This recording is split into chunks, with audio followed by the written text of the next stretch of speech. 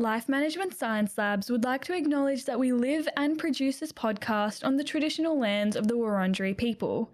We'd also like to acknowledge the traditional owners of the lands of our listeners and our international colleagues. We'd like to pay our respects to their elders, past, present, and emerging.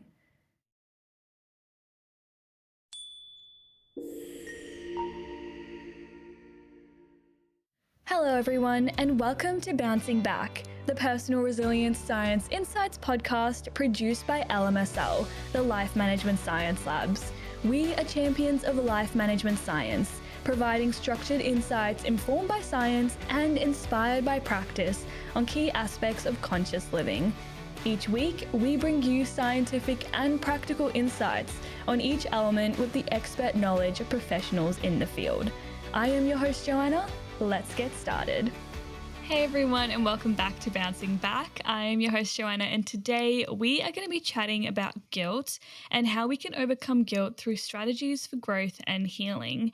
So joining me today is our lovely guest, Sunita Rai, and Sunita has 18 years of experience as a clinical psychologist and has been practicing mindfulness since 2009 and is a trained mindfulness facilitator and coach. Hi, Sunita. Welcome to the show. Hi, Joanna. Thank you for having me here. Of course. Thank you for being here with us. Before we dive into today, I'd love if you could tell us a bit more about your work and what you do. Sure. So I'm a clinical psychologist and also a counseling psychologist. I got myself trained in both fields with the interest to understand very much how the mind works and how do we do interventions. So that was very much in terms of the training that I've had. I'm also very passionate about mindfulness and meditation. So this is another field that I got myself trained in. And I do work with a wide variety of population, and that's something I really enjoy, the possibility of working with very young children all the way till the elderly. Yeah, great. And is that what drew you into psychology? Interestingly, what drew me into that was more of a trip that I went for, right? And I felt that I went to Australia for a short trip, and I realized that people were really easily smiling, very helpful. You could speak to anyone. And then when I came back to Singapore, I realized that we're very opposites in that sense, right? And that got me thinking, like, what are we doing? And I was actually working in the corporate world, and I just quit my job and said, okay, I need to rethink what I'm doing. And then I saw a very small advertisement on psychology, and I said, let me see what this is then. And that started the journey.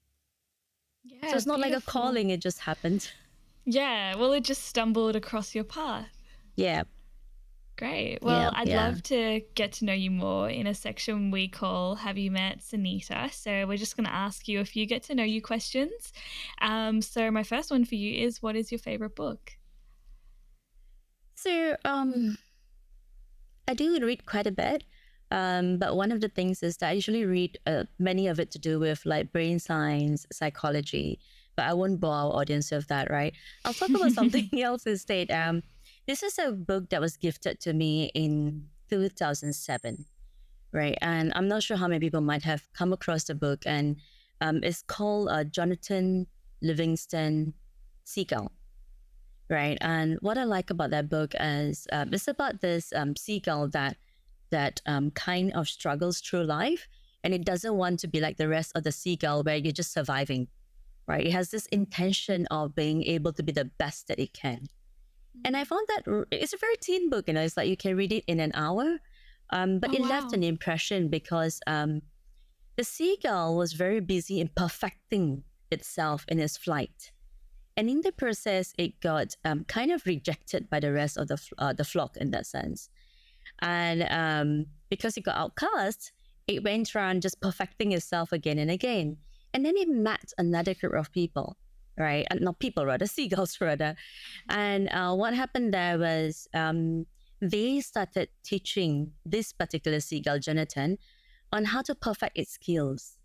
And it did, right? And Jonathan, basically what happened is he learned, I'm just going to call him he, right? He learned how to fly higher, how to perfect his movements.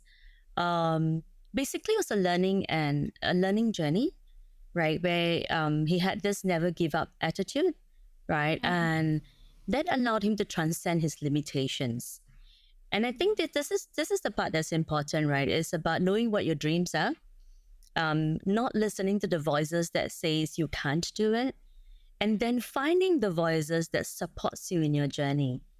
And I think those were the things that I picked up very strongly from this book. That is, Yeah, that sounds really yeah, great. And it reminds me a bit of the book The Alchemist, if you've heard of yes, that one. yes, Yeah, like that it's not as short as like you can read in an hour, but it's quite a short book. But it tells like a similar story of, I'm not going to spoil it for people, but this person going on a journey.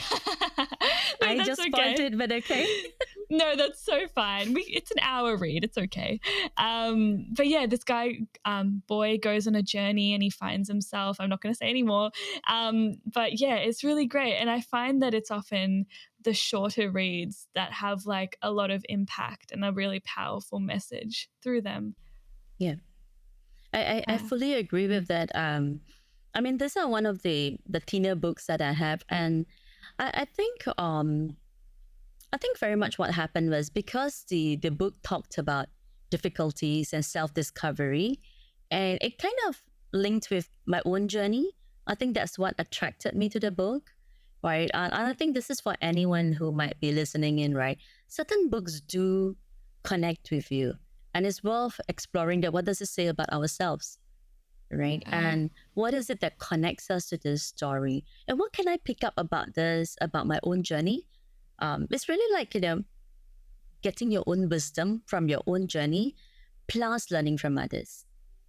Yeah, Yeah. definitely. I find that when I can read a book and relate to the character, it makes like what I'm going through or my journey seem more relatable. Um, yeah, and it's just a really great reflection of what you go through. So, yeah, thank you for sharing that one. My next question for you is, what is a movie that you've recently enjoyed? Um, it's interesting. I was going to say this movie called A Mouthful of Air, but I'm not going to talk about that because it's not something to enjoy. But it's a very meaningful movie. Let me shift that. Um, Mindhunter. Okay. I'm not sure if you have watched that. I think it's on Netflix or Prime. Perhaps it's on Prime. Mindhunter is a psychological crime thriller, if that's a good description. I really like this movie. It was I know it was launched some time back, but I saw it just a couple of months ago, and I really liked the way they were doing basically, they went and interviewed um, uh, serial killers, and it's based on a true story, right? And they Okay. basically, yeah, so they basically went and interviewed them. They did profiling, and the intention was to improve profiling techniques. That was the intention, right? And I really liked it because there were two, um, we call them FBI agents, probably two FBI agents with a psychologist, right? And these are two very different profiles of people who were collaborating to interview the serial killers. And sometimes we have perceptions, right, of how people are, but when you listen to the recordings, they're very normal people who just had difficult lives. And of course, for some, it's also the kind of brain that they had, right? Like the empathy level is really low. And these are things that leads them to kind of harm others, right? So I really liked how it did criminal profiling, how people of different industries connect with each other with the intention to improve something. In this case, will be criminal profiling. Yeah. Wow, that sounds really interesting. Do Mindhunter. It watch. sounds familiar. I think it might be on Netflix. Maybe I could be wrong. Yeah, one I of think I've those. Yeah. seen it there. Yeah. Wow. I feel like I've mentioned this on most of the podcasts I recorded, but I love true crime. So that sounds very enticing. So I will have to check that one out. Great. Well, I've got a couple more questions for you. So, my next one is, are you listening to any podcasts at the moment? I listen to very few, right? Very, very few.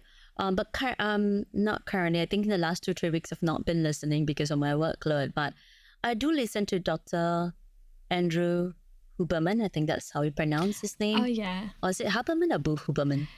I think it's Huberman. Yeah, the Huberman, okay. Huberman Labs, is that what Yes. it is? Yeah. Yes, that's yeah. so. And I really like him because he's a neuroscientist. He's also, I think, a professor at Stanford. What I really like is his expertise and the ability to bring very, very complex scientific concepts and bring it to the larger audience. So I think even for us as psychologists, there's a lot to learn from him in that sense, right? How do you bring concepts across to people, helping them to understand how the brain works, how the nervous system works? And recently maybe it's not recently, it's just that I was listening to it 2 weeks ago, right?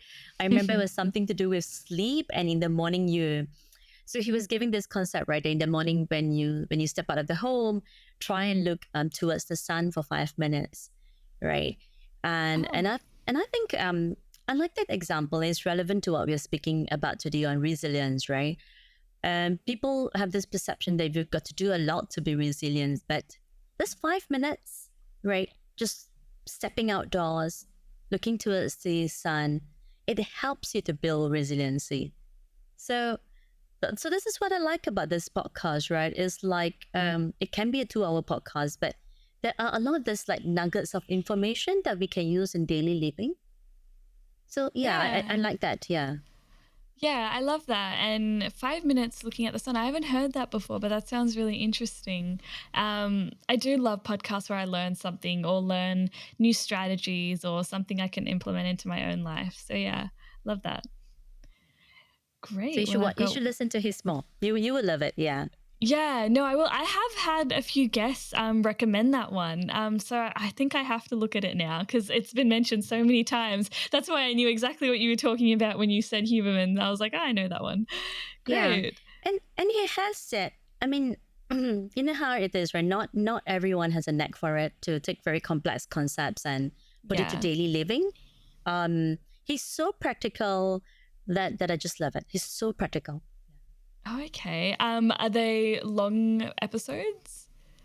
Yeah, I mean, well, I'll be frank with you, right? There's some like an hour plus, some like 2 hours. I usually just listen to a bit and then I pause and then I continue again. I don't listen at one go just because of the time factor of it. So if I'm focused on sleep this week, then I will listen to the podcast on sleep by him. And then I'll just focus like maybe 10-15 minutes and I'll pause it. I'll do whatever I need to do. Then before bed, I'll just listen maybe the next 10-15 minutes. And I do take notes of some of the things that he talks about because it helps me in my own clients, working with my own clients who've got challenges. So it helps both ways for my own life plus clientele's. Okay, amazing. Yeah, 2 hours is a very long time, but I normally like to listen to my podcast broken up because otherwise I feel like if I'm listening to a podcast for the entire time, it's like watching a movie, like sitting there watching an entire movie. So yeah, definitely break it up. Yeah, I agree. Great. Well, I've got one last question for you, which is, do you have a role model? I do. I have a few role models actually. But slightly maybe this might sound a little bit different from how others might be looking at role models, right?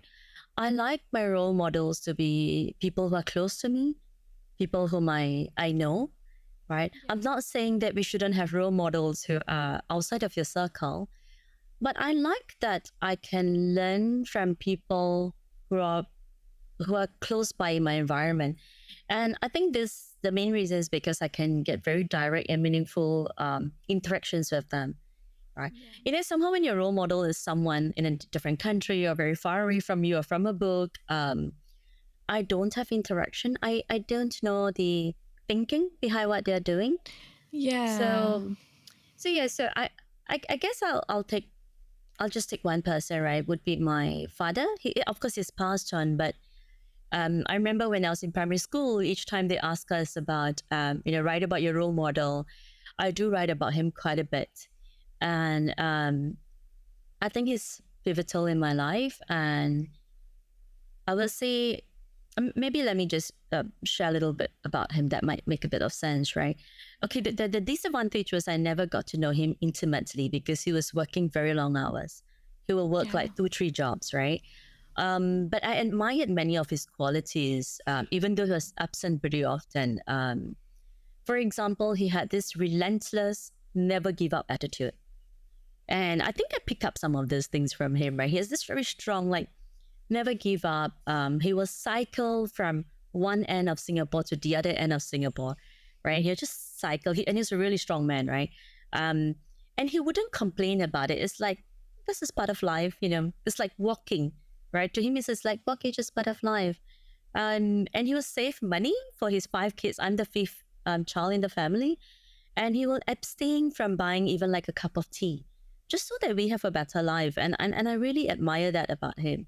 I don't think twice about buying coffee or tea, but he did, right? So that's something which I thought requires a lot of grit to be able to do that, right? And then he would go and knock on people's door to ask for donations, right? To build schools and temple in India, because he's very passionate about that. So so I think that the idea about him that I really like, oh yes, and he had no formal education, right? But he told all his 5 kids that you must educate yourself. And of course, he did to the best of his abilities, right? So, but I don't want it to sound like he's some god or whatsoever, right? He had a lot of flaws also, right? Like he had a temper, right? But I think this just reminded me of his humanity. So I like role models who have like, great qualities that I can learn from.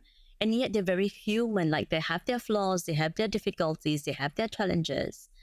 And yeah, so I think from him, what I picked up was the value of a good heart, the importance of keeping promises, not breaking them, the value of resilience and being very determined that when you start something, finish it, don't leave it halfway. So yeah, I think even though he has passed on, he continues to shape me as a person. Yeah, and that's so beautiful. And I find that, having people who are close to you be role models is really great because you can actually talk to them, you can see what they go through. And when we have like celebrities as role models, for example, we just see all the good things about them and we put them on this pedestal and we're like, wow, they're so great. There's nothing to fault about them. And when we look at like the people close to us, we're like, okay, these people are great at doing all these things, but I also know they struggle with this and this. But despite that, they're still able to be the person that they are today. And that, like you said, humanizes them and shows you their humanity. Yeah, and I think if I could, I would encourage everyone to find role models closer to them, right? And take your time talking to them. I wished I had more time to speak to my father, but I still think that through his actions, I picked up a lot. And one of the key things that I always remember him from is that the idea of, or rather for, is that never give up. No matter what happens, never give up. And I would like us to pick and stay with that this is an attitude that we can use anywhere, whether it's relationships, challenges in life, the lowest moments in our life. It's really valuable. Yeah, definitely. And that's so powerful, the notion of never giving up. So thank you so much for sharing that with us. Great. So I would love to jump in to our topic for today. So we're talking about guilt, but before we do that, I'd love to start off by talking about resilience, which is the show we're on today. So why do you think resilience is important in our lives?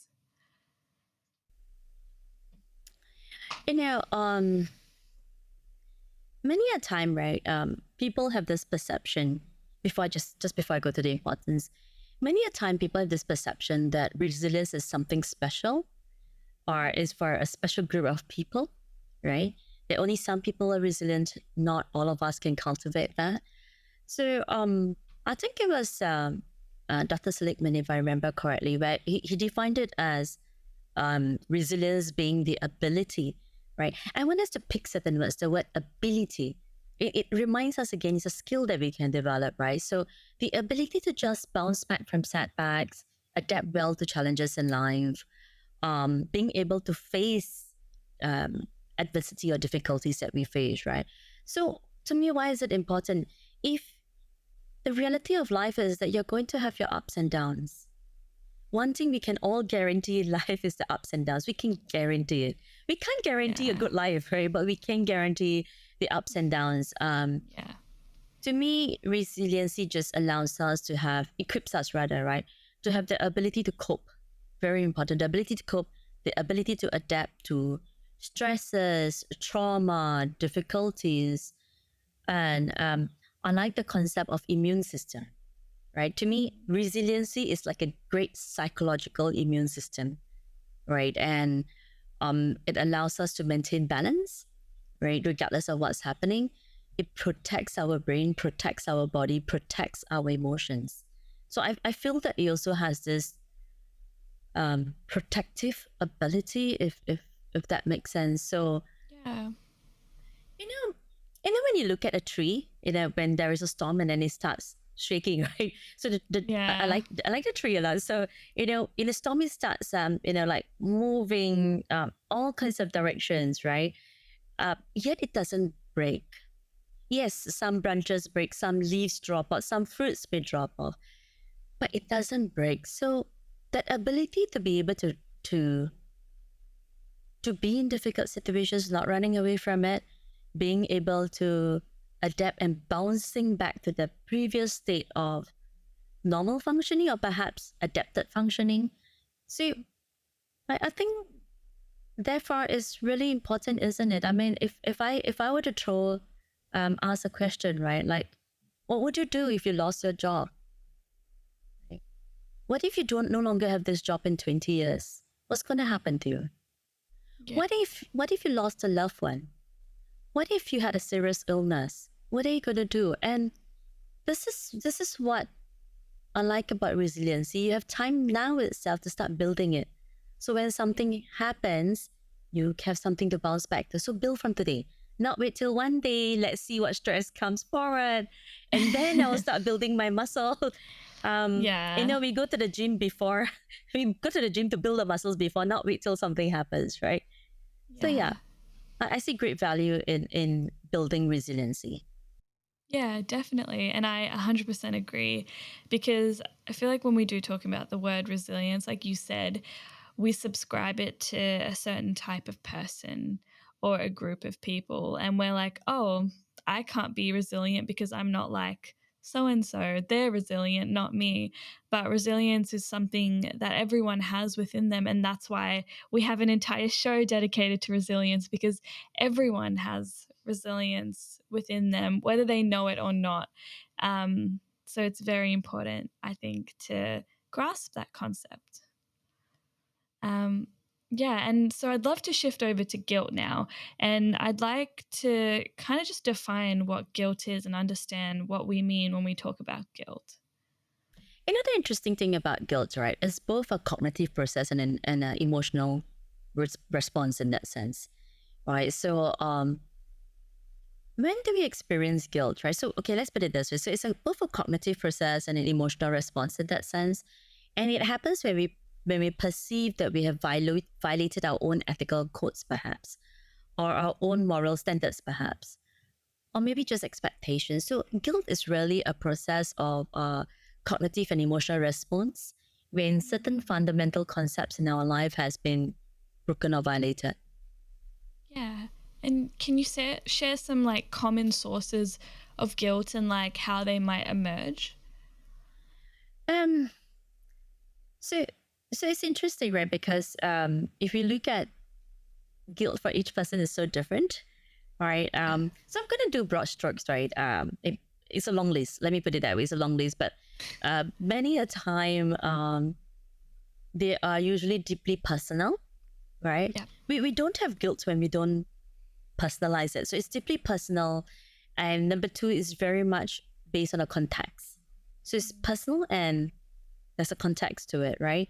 So, for example, what happens if my actions that harm others? That could be one, my actions might harm others, right? So I may cause physical or emotional harm to another person, or by saying something that's really hurtful. And then I regretted. I was like, oh my God, why did I say that to the person? Why did I hurt someone, especially someone that I deeply love, right? So it can come from an action like a speech or physical action of hurting someone. Sometimes it's because I have not. So sometimes it could be just not meeting the personal or societal expectations, right? What if I didn't achieve the career goals that society expected of me? I could have some guilt around that, or not being able to fulfill societal expectations like everyone should be married, everyone should have a child. So sometimes when I cannot achieve that societal expectation, I get into a state of guilt.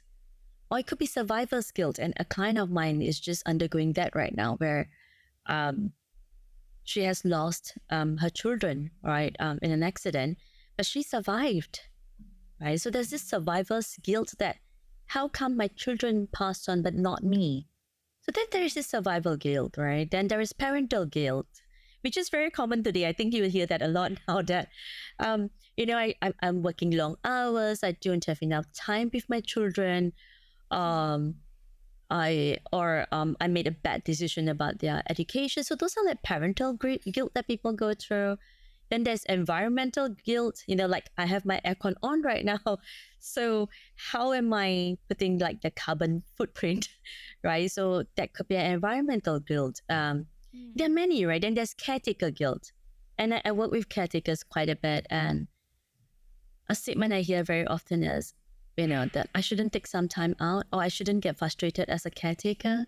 For example, caretakers of stroke patients or cancer patient, right? And they do not want to take time out to take care of themselves because there's a lot of guilt that if I enjoy myself, but my family member is suffering.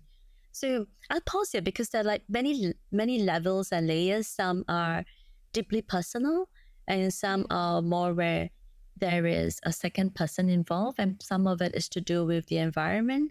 So there's role-based, there is internal, and then there's the environmental. I hope that makes sense in terms of, yeah. No, that definitely does, because I know there are times where other people can make me feel guilty for certain things, and there are certain times where I make myself feel guilty about certain things. And sometimes there are just situations that make me feel guilty. So I do understand like there are those layers to guilt, which is what makes it so complex, I guess, and also so like interesting to try and grasp. So I'm hoping that through today we can really explore it and dive into it more. So I'd love to ask you, how does guilt impact our well-being? Great question right now. Let me start from the brain level, right? We know that guilt has a lot of negative impact, but there's also a lot of positives.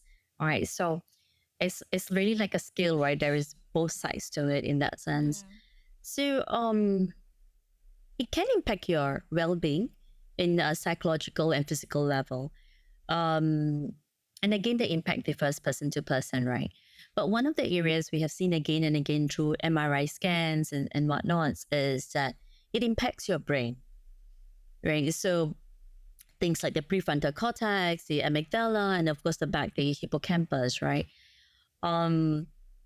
So one of the things that happens at the prefrontal cortex, for example, is that decision making gets the decision making part of the person gets affected. So we are not making like the wisest decisions during those moments. Yeah. The amygdala is always on a rise, always looking for more challenges, or going into this ruminative mode and again and again reminding you of all the mistakes that you've done in your life, right? Yeah. And that's really not helpful, right? I mean, if you think about it, the more you think of, gosh, why did I do that? Why did I do that? It's like this pink elephant in the room, right? All you can think about is a pink elephant from now on. Is there really a pink elephant? No, elephants are not pink. But what's happening in my mind? Pink elephant, right? And that pink elephant is like, oh, you shouldn't have done that. You shouldn't have done that. You shouldn't have done that. You shouldn't have done that. And after a while, what happens on the cognitive level is that's all you think about. You've forgotten all the good that you have done. with an individual, for example. So brain level, that's one big impact, right? If we talk about psychological and emotional health itself, right? The persistent feeling of sadness, or I'm no longer worthy, or um, I've not apologized to this person. This this cycle continues, right? And the cycle just keep continuing. And then after a while, I'm not sure how to break out of that. So you realize that the impact on the psychological and emotional health is deep. It's not a small thing, it's deep. Yeah. And perhaps if you look at it on the physical level, your stress hormones have risen, right? And we know the impact of stress hormones on the body. So stress triggers the amygdala to be in a frame of fight or flight, which is really not helpful, right? Yeah. It also affects your digestive. I'm not sure whether, you might have experienced this, right? That, when you're feeling like really guilty about something, even when you're eating, you don't feel good about the meal. So it affects your digestive system. It weakens your immune system. And if you talk about social interactions, one of the things that happens is guilt can strain your social relationships, especially when we don't have the skill to come out of it, right? So we withdraw or we become highly irritable to others, right? And trust me, nobody wants to be around that person is always irritated, always frustrated. Yeah. What about self-concept, right? So we also realize people who are very guilt-driven, as in they're stuck and trapped in that process, they start to look down on themselves. They start to take it as I'm not worthy. If you look at it like as spectacles, right? The lens itself now has become highly critical. So there's always a negative self-statement about oneself. There's always this reinforcement that you're not worthy of forgiveness. You're useless. You have not. No one will love you anymore. No one will care about you anymore. You're a failure again and again. So now that's a big one. After brain, I would say this is the next big one, right? That really eats into a person's self-esteem and all. So basically, there's a lot more we can talk about, but what I wanted us to pick up is basically that the impact is on the brain level, on the psychological level, the physical level, on the relationship level, and whatnots, right? Even your own understanding of yourself as a person. Yeah, definitely. And I loved what you mentioned earlier on about like rumination and how we often are like, oh, why didn't I do that? Why did I do that? And we make ourselves feel guilty when we retreat into the past. And our brains are really good at doing this thing where they're like, oh, think about this moment where you didn't do that or you did do that. Why did you do that? And it can be a really horrible cycle, and it makes you feel guilty because in this moment right here, you're like, okay, I know how I should have handled that situation. I know what I should have said, but I didn't do that. And then you make yourself feel guilty for something you can't change. So in those moments where we're making ourselves feel guilty for the things from our past, for example, how can we deal with these situations? Yeah, and I'll just give an example just before I talk about a way to deal with it, or maybe a few strategies around that, right? When my father passed away, right? What happened was he was in the hospital, right? And so while he was in hospital, I also had 3 dogs with me, right? My own 3 dogs, and what happened was one of my dog was very ill. He had cancer, so he had to be like physically cleaned, medicated, placed on to sleep, and stuff like that. So what happened was when my father's in the hospital, I went and visited him. He seemed stable, right? So I still had this duty of coming home to look after my dog, to quickly get him his medication, food and whatnot, and then go back to the hospital. So what happened was I left the hospital, I came back home, right, to do the medication for my dog and all. And then my sister called me and said that dad has passed away. Right? So I remember that moment. I had so much of guilt that went through me that I wasn't there, right? Like my siblings, my mom, everyone was there in that moment, right? But I wasn't there. I was the only kid who wasn't there with my father in the final moments. So I remember that moment, right? That there was this, it's like a wave. It's like a wave of guilt that, whoa, what kind of a daughter are you? You're not even there in his final moments, right? So that played out in the mind. And you saw the self-judgment that came along with it, like, what kind of a daughter are you? You know, that statement is very negative and it's very painful, right? And then I was like, oh, do I stop and go to the hospital, or do I finish taking care of someone who is in front of me who still does need the care? So, and this is what I meant about resiliency, right? Being able to, so I'm just going into one of the strategies, right? Being able to pause that message for a while, deal with it in a short while, but pause it, because it doesn't allow you to do what you need to do in the moment, right? So I had to pause that narrative for a while. It's literally, I'm going to just share a technique, right, that anyone can do in their life. Create this large circle of button, put it any color that you want, perhaps it's red, perhaps it's green, and put the word pause on it. A very large button with the word pause. Press it whenever you need to, when this wave of guilt comes up, because you still need to cope with life. Right? So I remember that moment.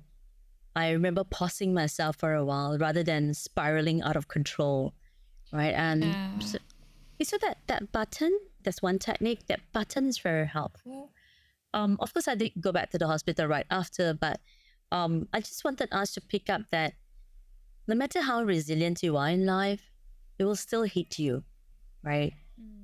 We do need strategies. And we need to learn from those strategies. Does it work for me now? Can I do it more often?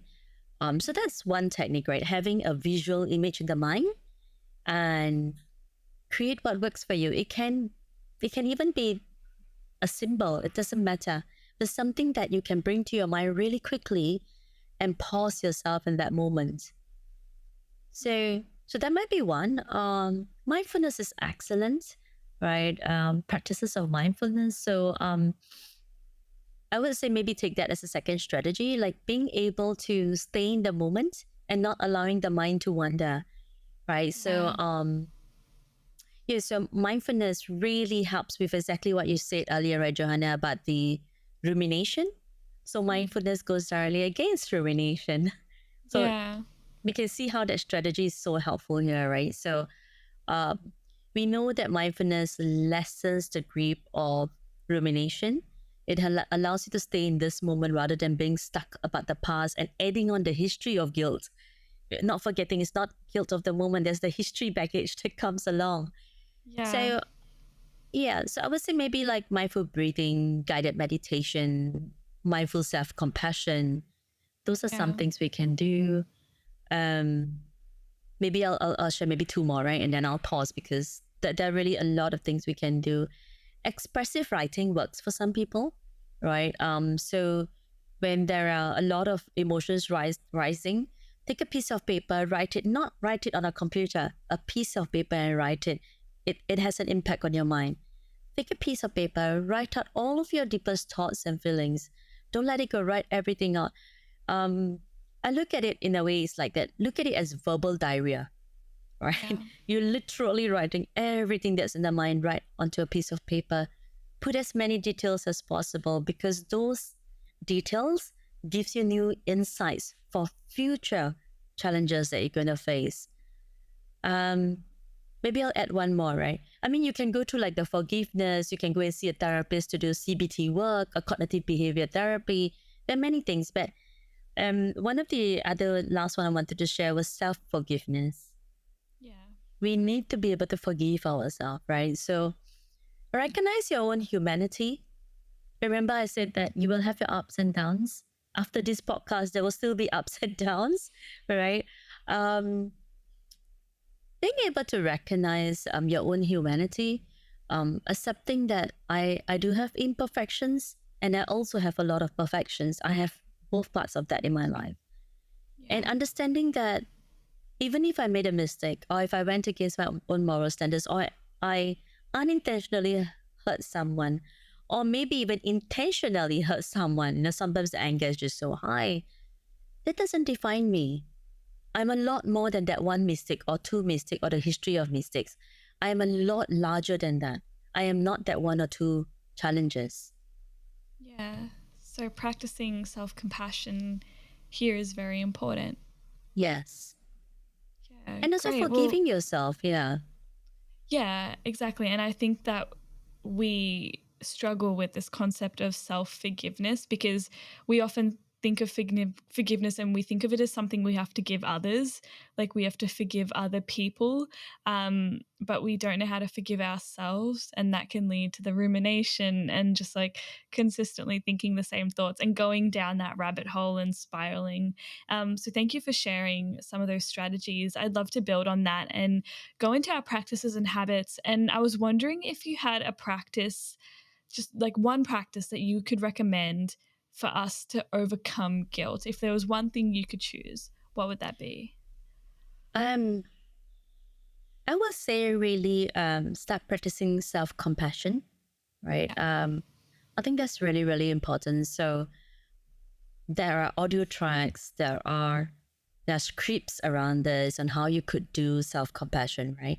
It really requires like a dedicated time to sit down and do that. Now, if people find self-compassion difficult, then start with loving kindness meditation.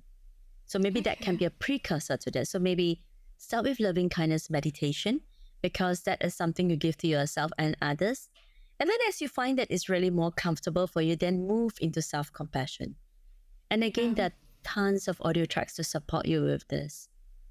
Yeah, great. And I'm not sure if this is relevant, but I thought maybe gratitude might be an interesting thing to talk about. When we're thinking about guilt, we're often thinking about like what's gone wrong in our lives and things we want to change. And we're often focusing on the negatives and we're not looking at like the positives and what we actually have to be grateful for that we've succeeded in, or things are going really well in our life, or things that we're just happy exist in our lives. Yes, and that's a great practice, right? And a quick way to start that is just do one gratitude per day, right? Just one per day. And as you feel comfortable, add 3 per day, right? And if possible, 5 per day. Now, 5 is a stretch for some, right? But 1 or 3 is very doable.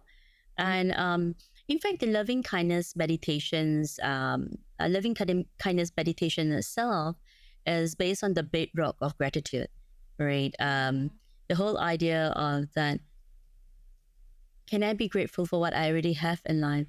Could I perhaps even shift my lens to look at those things?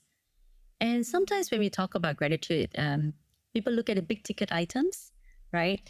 I'm thankful for a big house. I'm thankful for a car. And I'm like, my dear friend, those come once in a while, right?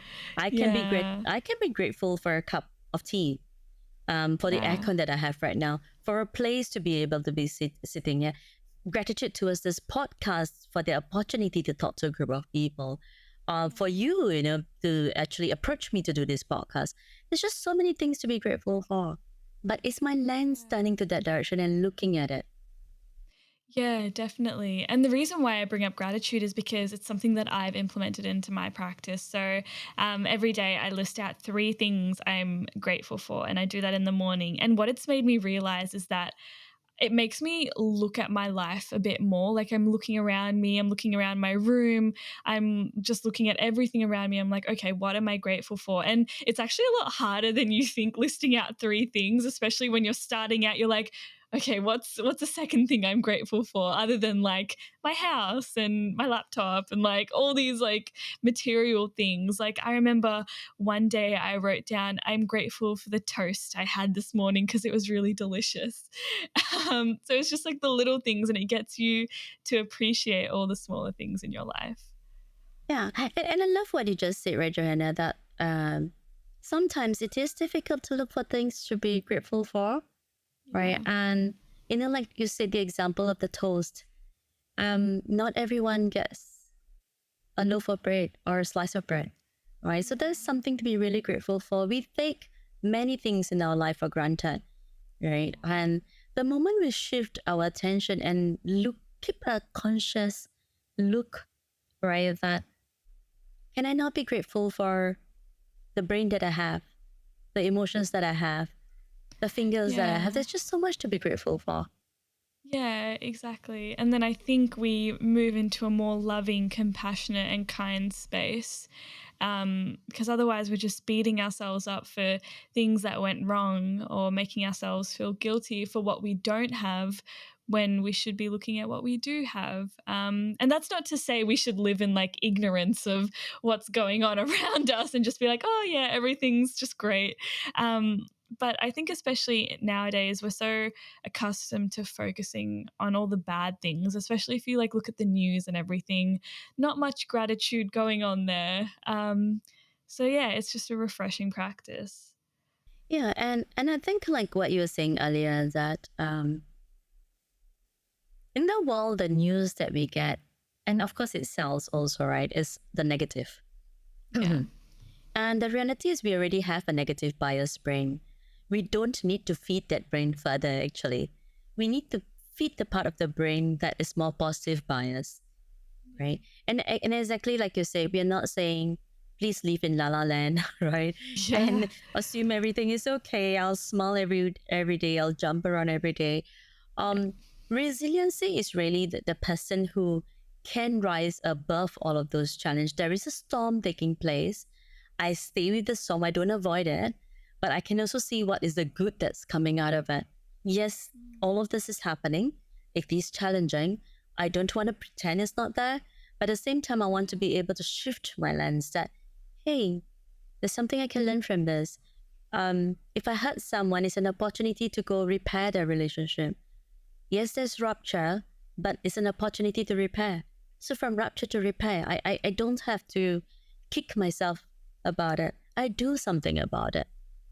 Yeah, definitely. I love that, from rupture to repair. That's a lovely way of putting it. So when we talk about doing all of this, and we talk about applying all of this, how do you think overcoming guilt, putting these strategies into play, can really help our personal growth and our self-healing? Um, Quite a few ways, right? I mean, if I were to look at our own growth, right? So, for example, if I talk about the idea of reflecting, right? So, of course, that's one big one, right? The idea of reflection and insight, it comes together. I mean, some people reflect, but there's no insight about it. I would suggest please do both together, right? So, if I could understand, either way something goes wrong, the amygdala has overtaken the brain. I'm not able to think anymore. So, do deep breathing, for example, settle the mind a little bit, then reflect on what has happened. What was the root cause of this, right? So one would definitely be self-reflection and insight. So if I can understand the root cause of my guilt, right, then I can make more informed decisions in future.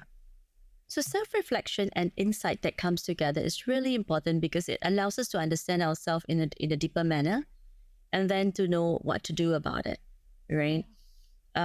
Second thing I would say is learning from those mistakes, because some things are purely mistakes. For example, if I got pissed off with somebody and shouted at them, and then after that start to feel guilty, gosh, Sunita, how come you couldn't keep yourself calm in that moment? How silly are you, right? And we judge ourselves, and sometimes there's an additional judgment together with our title, right? Meaning that sometimes the judgment that comes in my mind is, you studied psychology for so long. What's wrong with you? Why aren't you practicing those things?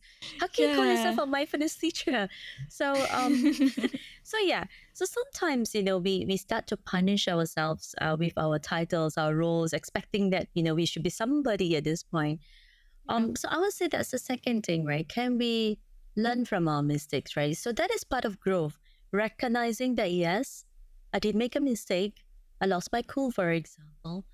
And then changing that into a learning opportunity that, yes, this mistakes doesn't mean there's a flaw in my character or in my role or whatsoever. It just means that I need to learn more skills, right?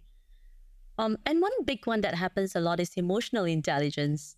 I found that people who use their guilt, right, to grow from it are people who um, recognize and manage and read other people's emotions way better after they go through this drive of guilt, right? Because then they can recognize that, hey, um, I need to be able to read what's happening with you, and then also adjust myself accordingly so that I do not get into a state of hurting you, right? So there's a lot of enhancement of one's own intelligence of one's own emotion, and of course the other person's emotion. So we know how to manage ourselves in that process. Um, I think also the growth, right? If we talk about like if I can recognize that I've done a mistake and maybe it's at a moral level, then that gives me an opportunity to relook at my moral standards, right? Does something need to shift perhaps? So if you realize it's even an opportunity to change something that's very deeply rooted in oneself, right? So that again is an opportunity. If I hurt someone with my words, now I have the growth potential in this relationship. Then I think you might have also if you look at our own lives, you might have experienced it, right? I remember once talking to a friend of mine, and then uh we were talking about some things, and then being myself, I said, if you look at it from this other perspective. So I naturally went into, let's look at it from multiple perspectives, right? and then we went off, and then the next day she messaged me. She said, I really cannot stand it when you have your counselor's hat. And I was like, gosh, was that what I was doing? Was I insensitive? So you see, my mind went into, was I insensitive? By asking her to look at multiple perspectives, I was hoping that will get her out of being stuck at where she was. But that wasn't really helpful, right? So what happened was, so I wanted to comment on improving relationships, right? So we agreed to meet up, right? I went and met her. I apologized, right? I said that I thought I was helping, not realizing that actually it was insensitive, right? Because what she needed from me was to have a friend who could just sit down and gossip for a while before looking at other alternatives. So it got me into a deeper understanding of what she needed from me. And instead of spiraling into, gosh, how silly were you, Sunita? You should have done this, done that. It allowed me an opportunity to improve relationships, and also forgive myself for, for saying the things that I say. So I guess what I'm saying is that if you look at the broader role of resiliency in terms of growth, there are many opportunities from your deeper stuff of like the moral changes that might happen, or values that might change, or belief systems that might change, all the way down to enhancing relationships. Yeah. And I loved what you said about, identifying a mistake. Or, for example, you lose your temper at someone and then you're like, oh, why did I do that? I told myself I wasn't going to do that anymore. It's not a flaw in yourself. It's just a tool that you need to learn, or something new that you need to learn. And I think that really supports this whole growth mindset and healing, when you see like gaps as opportunities to learn new skills, learn new tools that you can use to improve in those situations. So what can I do so next time I don't lose my temper at my friend when we're talking, And that helps cultivate resilience, because not only are we bouncing back, but we're allowing ourselves the opportunity to use the future and future circumstances to improve, as opposed to thinking, okay, I did this wrong, I'm a bad person, or I'm the type of person who loses their temper. No, it's just an opportunity to grow if you want to. Yeah. And I think you said something very important, right? The idea of allowing it as an opportunity, the allowing, right? Sometimes when we are driven by guilt, we don't give ourselves permission. Right? So I think that idea of giving yourself permission to grow rather than taking it as I am a flawed individual, that's very powerful. Yeah, definitely. Well, thank you for sharing all of that and like the insights, and sort of like humanizing this a bit more, because when we think of guilt, we're like, okay, that person's done something wrong, that's why they feel guilty, but there's so many more layers to this. So I found that so fascinating to go through the layers. So now this brings me to our last section for today, which is our open mic. So I'd love to hand it over to you to talk about anything that you would like to. Sure. So I think since we were talking about a tree, and the storm part of it. I guess maybe I'll go to that, right? I do like nature quite a bit. I do find that we can learn a lot from nature, right? So I wanted to comment on our well-being, right? One of the ideas or of life is this, right? We are always looking at it as well-being is something difficult, but it's something that's really easy actually if you think about it. My father was someone who loved gardening, so I learned a lot from nature. So I'm going to give the tree example here, right? Simply because I think this is something we can take back with ourselves. Um, if you think of a tree, how it grows, it has very deep roots at the base, right? And then it starts to grow up, and it faces a lot of different temperatures every day. I mean, in Singapore we hardly have many temperatures. It's either really hot or it's wet. That's about it. But if you look at any other country, they have many seasons. But the tree is always there, right? It's always there. What does it do? Um, in order for its own well-being, it takes everything from its nature and takes care of itself. And that's what I like people to go away with, the idea of that your well-being matters. We don't leave it to chance. We invest in it every single day, just like how a gardener does, right? I've seen my father doing a lot of things to help the plants grow really healthy, right? And I would like us to do the same thing for ourselves. Look at your well-being from your environment. What can you do to improve your environment? What can you do to improve your physical body? What can you do to improve your emotional body or emotional self? What can you do at the brain level or the mind level to improve it? What can you do in your relationships to improve that? And just like the tree that does everything is in environment and itself, within itself to grow, you and I can do exactly the same thing, right?